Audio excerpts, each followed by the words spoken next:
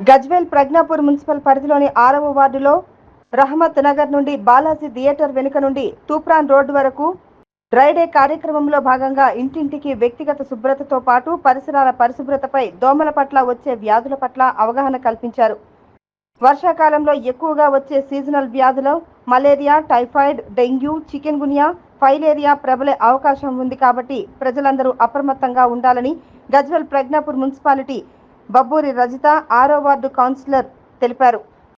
దోమల నివారణకై డెమోఫాస్ మందును మురికి కాలువలో పిచికారీ చేయడం జరిగింది. సీజనల్ వ్యాధుల వల్ల ప్రాణహాని కూడా కలగవచ్చునని, డెంగ్యూ జ్వరం చాలా ప్రమాదకరమని, విష జ్వరాలు ప్రబలే అవకాశం ఉందని, దోమలను అరికట్టడానికి ఓడోమాస్, గుడ్ నైట్ దోమతెరలు వాడుకోవాలని, ఇంటి సమీపంలో వాడిన ఖరాబైన వస్తువులను ఎప్పటికప్పుడు శుభ్రం చేసుకోవాలని, ఖరాబైన టైర్లు, కొబ్బరి చిప్పలు, ఎయిర్ కూలర్లలో నీళ్లు ఎప్పటికప్పుడు శుభ్రంగా ఉంచుకోవాలని, ఎవరికైనా జ్వరము, వాంతులు, విరేచనాలు, దద్దుర్లు, డీహైడ్రేషన్, చెమటలు పట్టడం, మగతగా ఉండటం, కాళ్ళు చేతులు లాగడం, సొమ్మసిల్లి కింద పడిపోవడం లాంటి లక్షణాలు కనిపించిన వెంటనే డాక్టర్లను సంప్రదించాలని సూచించారు.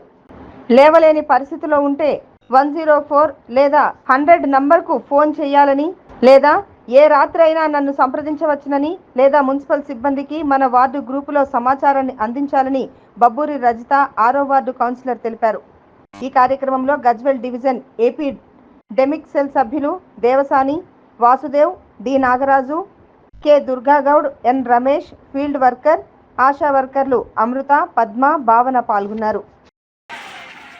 మన వార్డులో వైద్య ఆరోగ్య శాఖ వారి ఆధ్వర్యంలో డెమోపాస్ అనే మందు స్ప్రే చేయటం జరుగుతుంది. ఇది సీజనల్ వ్యాధులు ప్రబలకుండా ఫైలేరియా, మలేరియా, చికెన్ గున్యా, టైఫాయిడ్ ఇలాంటి వ్యాధులు రాకుండా మనం నివారించుకోవడానికి స్ప్రే చేయటం జరుగుతుంది. అలాగే మనం కూడా ఇంటి పరిశుభ్రత ఎట్లా ఉంచుకుంటామో అలాగే మనం చుట్టూ పరిసర ప్రాంతాల్లో కూడా అదేవిధంగా శుభ్రంగా ఉంచుకోవాలి. అలాగే టైర్లలో కానీ, నీటి ట్యాంకుల్లో కానీ, డ్రైన్లో కానీ ఎక్కడ కూడా నీరు నిల్వ ఉండకుండా చూసుకోవాలి. దీనివల్ల దోమలు పెరిగి సీజనల్ వ్యాధులు రావడానికి అవకాశం ఉంది.